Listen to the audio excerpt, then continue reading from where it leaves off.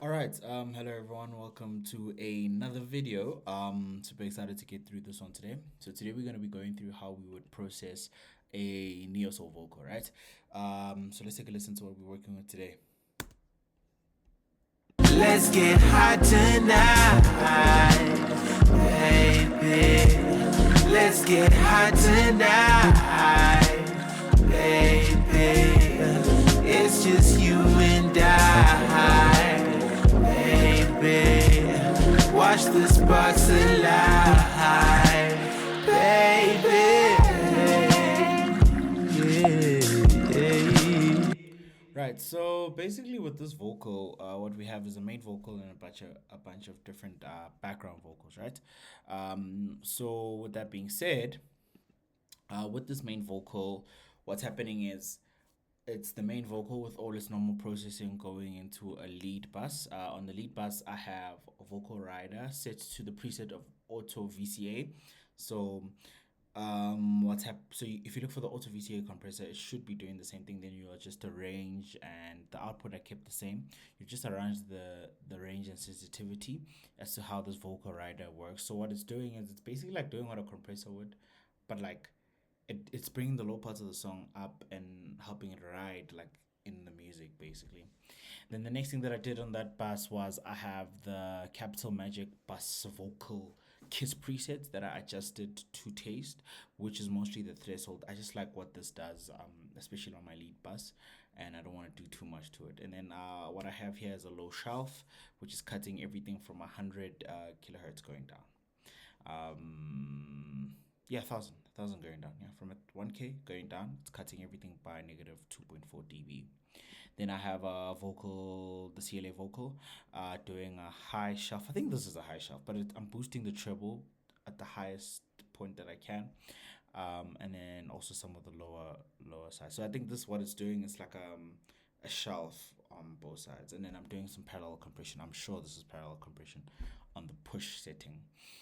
And then the next thing that goes in is the stutter tape on 250. If you look here carefully, the input is all the way down and output is all the way up. This is how the main vocal sounds without the lead bass. Yeah, let's get hot tonight, baby. Let's get hot tonight. That's how it sounds without. And then with, it sounds like this. Let's get hot tonight, baby.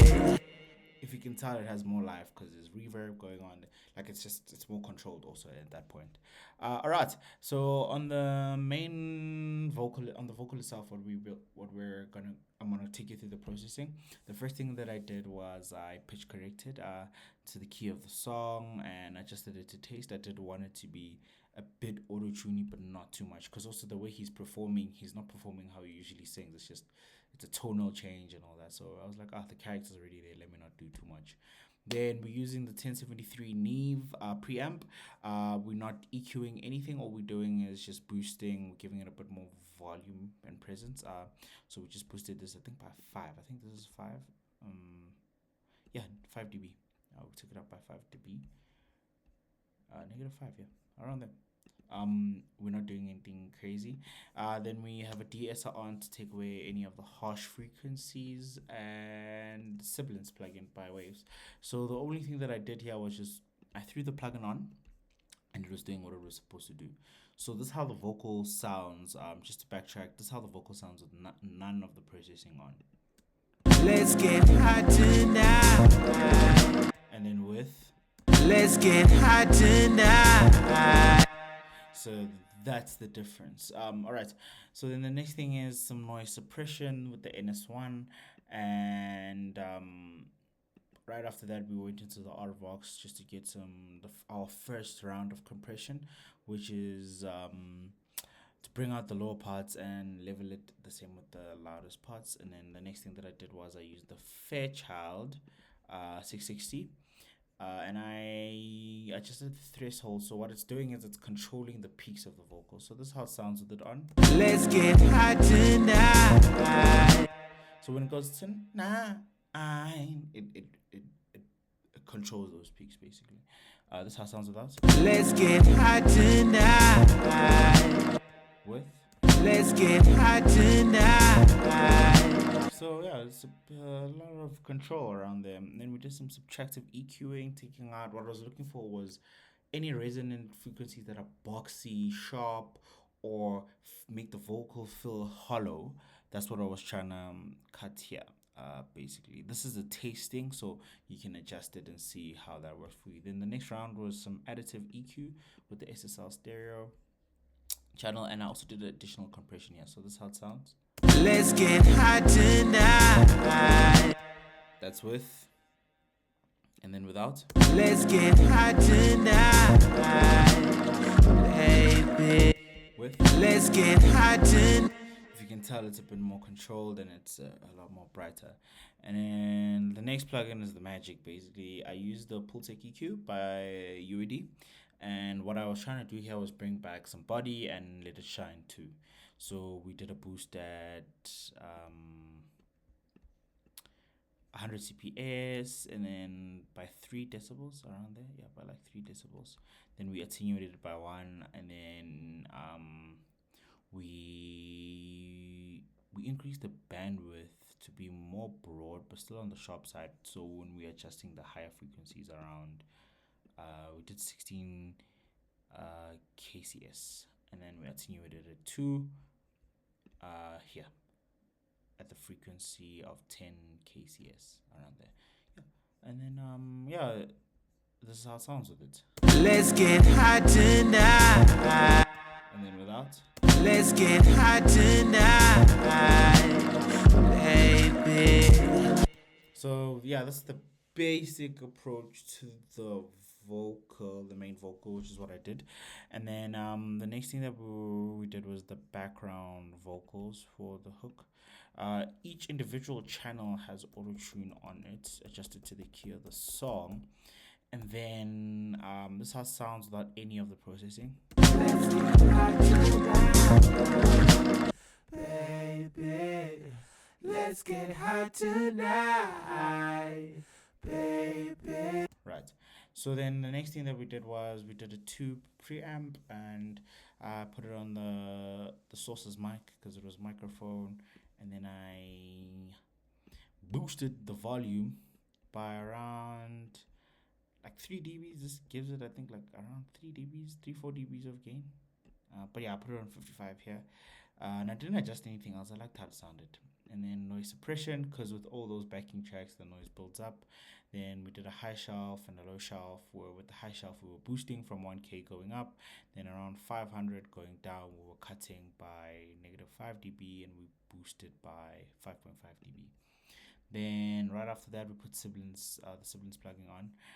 The first thing that I did on this was I just put it on and I didn't change anything.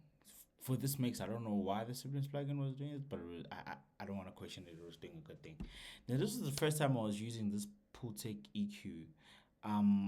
Every move that I did here was more intuitive because I was just trying to get that Pultec sound still.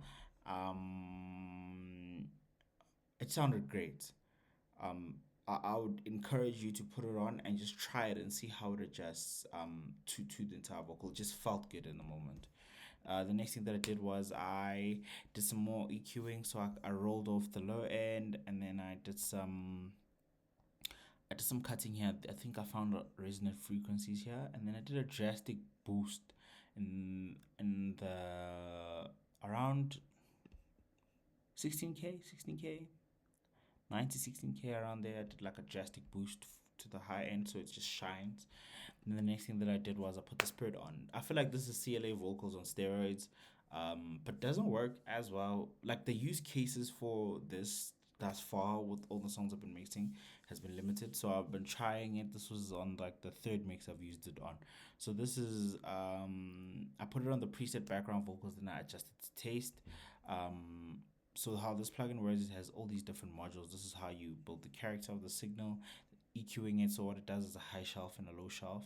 And this is like a doubler, so you can use it as a stereo widener or as an actual doubler, like I was on here. And then it also has its own reverb in it, as well as here it has like a vocal rider type thing. But I didn't adjust it for this one; I just left it on. So this is how it sounds with everything on. Let's get hot tonight, baby. Let's get hot tonight, baby. It's just you and I. So it sounds very fluffy, very airy. It's not clashing. It's allowing the main vocal to have presence, as you can hear. Let's get hot tonight. It's working really well with it. It's like they're not fighting each other too much. The next important thing was using the guard particle. For this particular mix, the limit on the guard particle, I kept it off. And while I was gain staging in the mixing process and leveling, I just made sure that the everything is hitting these targets. Like my low end, in context of the whole song, is hitting these targets and not going over. It's important to do that when using the guard particle. And then the next thing I did was the MS stereo wide preset on the Capital mastering compressor, and then I adjusted it to test with threshold and the attack and release. But I think I left the attack and release the same. All I adjusted was the threshold, so it's doing things very slightly. And then the saturation, I also turned it down a bit. And yeah, then the limiter, the FR limiter, I left it as is because that's how I received the session from Morale. I didn't change anything. Right, so that's what we have today for this particular tutorial.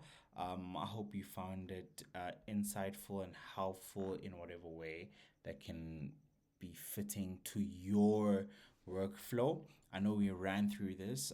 It's just I want to keep the video short and not too long, and you can just bounce back in between all the different takes. Yeah, I hope you found value. You can contact me on Instagram, my WhatsApp, or email if you want me to mix and master your song. All right. Until the next video. Thank you so much.